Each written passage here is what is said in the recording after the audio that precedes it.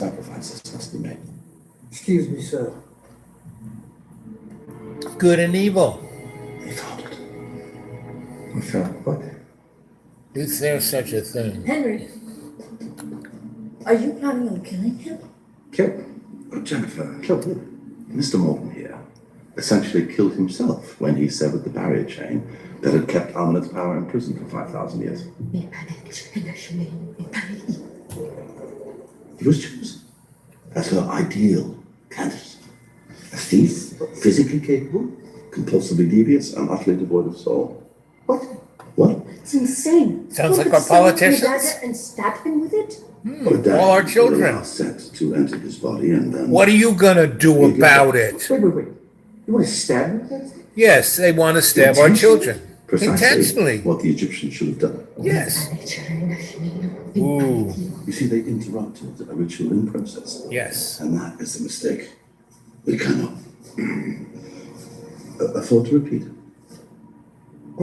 Yeah. That's the plan. Henry, you can't possibly do this. That's your plan? The dominoes are already falling. We haven't much time. Unfortunately, this is a risk we must take. That's really your plan? You heard, Almanet. Your curse cannot be broken. I am truly sorry, Mr. Morton. No matter what I do, you are going to die. Yes, evil is a disease. A pestilent infection, burrowing its way into our souls. Ooh yeah. The world needs a cure. Ooh yeah. You can be that cure. Ooh yeah. Sacrifice to stop. For the greater good. For the greater good. At all. Don't. Okay, we're just gonna take a minute, and we're all gonna come up with a new plan. We have to go. You don't know what you're doing. Really, I know exactly what I'm doing. Oh, dear Henry Jekyll. If ever I've seen Satan's signature upon a face. What are you watching? Ah, it's called Today. What's going on? Why do you think 9/11 happened? It was a ritual. Yeah, why do you think 08 happened? It was a ritual. Open the door. Open the door. Ooh, yeah. Stop! Danny! Stop! Huh? Kids, you keep asking me you want to know about magic. It's happening in front of you. It's in the movies. It's everywhere.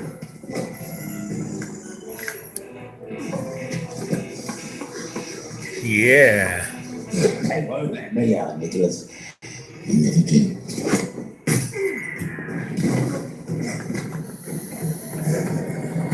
So I got a lot of stories to tell. Places I've been, things I've seen, things you should know. But are you ready to hear them?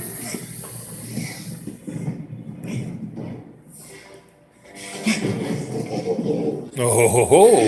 Oh, yeah, come on. A younger man. Be wary of a man like me. Yeah. I'm all ears. Okay. We'll just put the mute on this little guy here. I was with the Robert Wilson Dance Company. And anyway, I got stuck there. And being the electrician I am, I ended up working for a electrical contractor, Dick Pell Electric. And my specialty was high voltage electricity making power sources. I worked at Los Alamos, St. Dias, Kirkland Air Force Base. And I saw things that most people wouldn't want to see. And I was just a lowly electrician, but who knew how to tune transformers.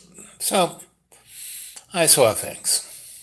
But before I got that job, I was selling Kirby vacuum cleaners in Albuquerque.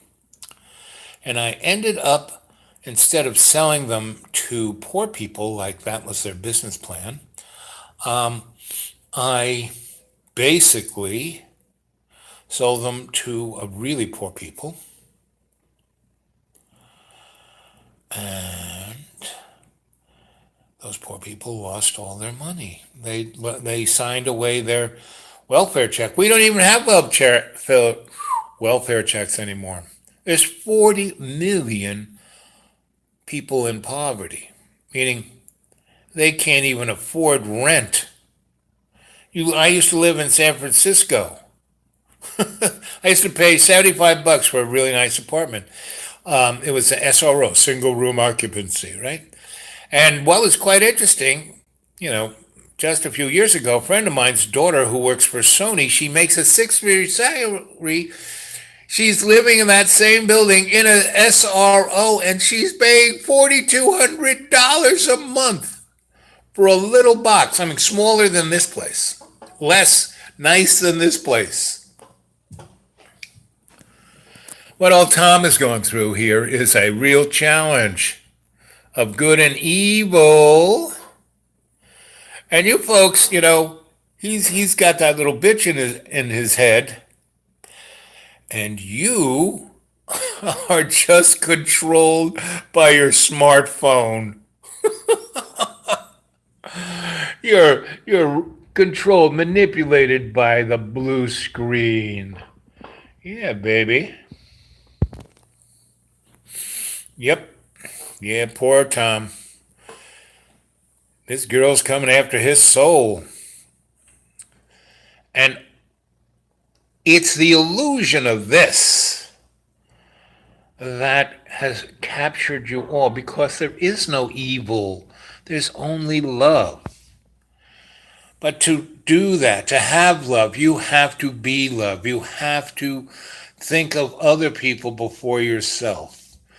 You have to be all our relations. That's mean 9 generations from the past, all our elders, and 9 generations into the future, our children's children's children. And this week was a great little reminder of that, because Monday or Tuesday was 9/11, and that was something. Just go to Architects and Engineers for 9/11 Truth, or just 9/11 Truth, or some college student called Loose Chain. Go read, read. You know what read is? Called a book. Howard Zinn's American History. And it really goes back. There were close to 200 million people living in North, Central, and South America. It wasn't called that. Who were indigenous people. Up near St. Louis, there was a city of indigenous people that was bigger than what Hong Kong is today. More sophisticated, had roads, had, water, had septic, it had libraries, while the Europeans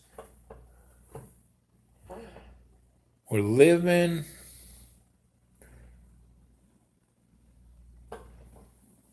in caves, eating gruel. And soon you'll be there too. Well, the indigenous heart beats for all our relations. They did not spray poisons to grow plants. They had farms. They were feeding millions of people.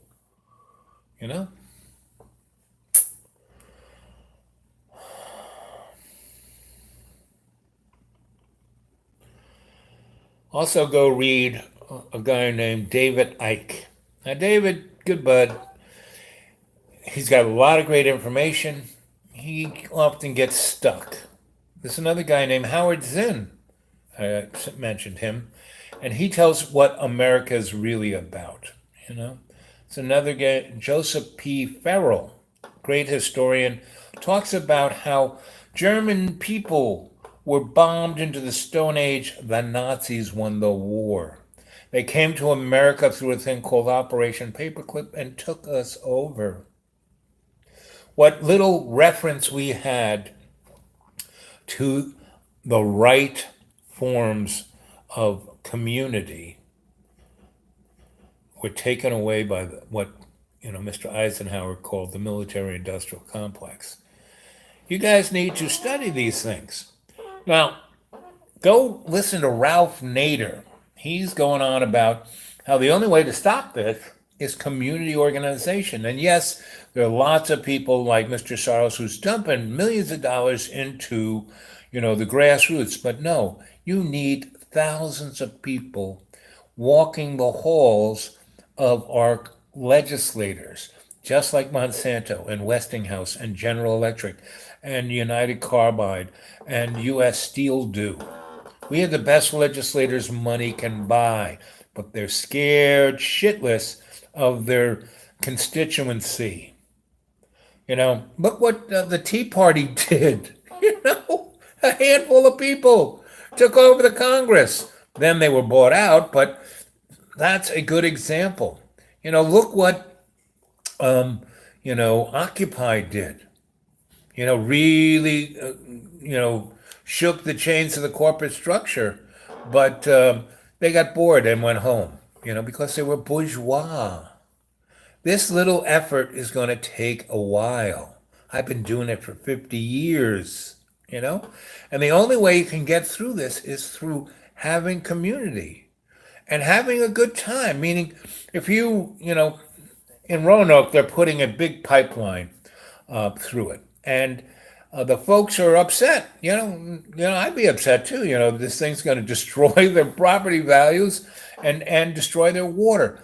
But our drinking water, you're nuts if you drink water out of your tap. Asheville, North Carolina's water kills 30,000 people a year because in the 20s, Asheville was the Paris of the South. Everybody went up into the mountains and enjoyed it. And all the intelligentsia, there was the Biltmores, the Astors, the trains ran up there. And it was as groovy as Grandfather Mountain. And so they reconfigured Asheville, in the 20s, and they spent millions. They built Tunnel Road, they built the City County Plaza, they leveled downtown, and they basically had a tremendous debt. Then the Depression came, and the city couldn't pay these contractors. Oops. And actually, why Asheville is the way it is because it's a city in amber, meaning after they couldn't pay their debt, they didn't finish paying it off until 1996. And up until then, Asheville was like in amber. There was nobody there. I went there in 91, and it was amazing because there were a lot of great artists there, and I had a lot of fun. And I was studying because I knew what was going to happen. The minute they paid off their debt, bango, the hipsters came, and Asheville is what it is today. Very similar to what happened with me in Soho in New York. That was a factory area, and Con Ed was going to build a nuclear power plant there and run radioactive water through people's radiators in their homes. Anyway, but the guy who did this water and sewer lines in Asheville, didn't get paid. He pissed off. He burnt all of the documentation of where the water and sewer lines are. And so people have been drinking the sewage for the last 60, 70 years. All the city and the county and the state could do was add more and more chlorine to try and kill off the bugs. Well, all that did was kill off the weak ones and make the stronger ones stronger and stronger. Now, I don't know what they've done since I was there, but back in the day, if you had a compromised immune system, you were like, if you just had a cocktail with a ice cube made from an ice machine, getting water from the city tap. Ooh, baby. And this is America, kids. This is America. Just what happened in New England and Massachusetts with the gas lines. Our infrastructure is caving, and all the guys in the corporations, their pay packages are getting bigger and bigger. The only way to stop this is community organizing, your community. I want to take the band on the road. I want to bring a circus. I want to take it to every college, organize students because they got the time, and organize and have the students go to older, folk who are like retired and get because they have the experience. They have you mission and when I grew up, grandmas ruled and anarchists from the 20s and the 1890s. And you got his Howard Zinn because he goes on quite nicely about it. Chris Hutchins about scholar. And basically, the whole movement that gave us the middle were the socialists, the communists, and the people trying justice for the groups like the black and the women. That. And if I worked for this, I worked in the corporate world for 10 years, 220 pounds, and almost died from living a hedonist life, meaning I was, Sensei Al, the scholar, the monk, for a good 40 years. And I said, well, I'm tired of this. I'm going to take my little bag of tricks and my skills and go off and make some money and have a good time because, boy, these morons I'm amazed we're still alive. We should be, toast the stupid things. One reason why we have no ozone in the 40s and 50s, England and the United States detonated hydrogen bomb in the troposphere over Australia. And that's why the poor people of Australia are being barbecued. They're like living in a microwave oven. I lived there for 3 years and I covered up. I just instinctively knew, right? And so I traveled all through Australia and I went through a place called Alice Springs, where the Wylam missile range is, where they shot the missiles up on Nike Zeus missiles into the troposphere and detonated hydrogen bombs and blew away the ozone layer, right? And it caused a cancer that just metastasized all around the planet. It wasn't, CFCs. No, it wasn't hairspray. Sorry. And that's just, just a little teeny bit, Where I live in Tennessee, I keep telling you about the level of poverty. The level of toxic waste, luckily, I scoped it out. And where I live in the forest, it's probably the most pristine, clean place you could ever live in the east coast of North America. And it's high enough so when, Charleston goes underneath water and DC is, basically Asheville becomes, beachfront property. I'm going to be high enough, and my drinking water is pure, and my air is pure because there's no highways, industry, nothing within 60 miles of me. But Grandfather Mountain was in North Carolina was one of the last beautiful places, and I remember seeing it in the '60s when I was a hitchhiker, and I went up to Mount Mitchell, and that whole mountain was covered in trees. Indigenous trees. There was more biodiversity in that part of the Smokies. There are more plants there that still could cure every disease known to man, but they're killing it faster than you can say whatever. So, I keep telling you stories, and this is like all stream of consciousness, right? And it's going on 20 minutes. So when it hits 20 minutes, I'm going to stop. And at 7, it's now 4:29. I'm going to go back to the live chat and I'm going to read what you guys have said in this one because there's 8 of you, big eight, a lot more people should be listening to what I'm saying, or not just me, but there's so many people. That's the beauty of what's going on right now. A lot of people coming awake and wake up. So come on, wake up. So there it is, 20 minutes. I'll see you at 7.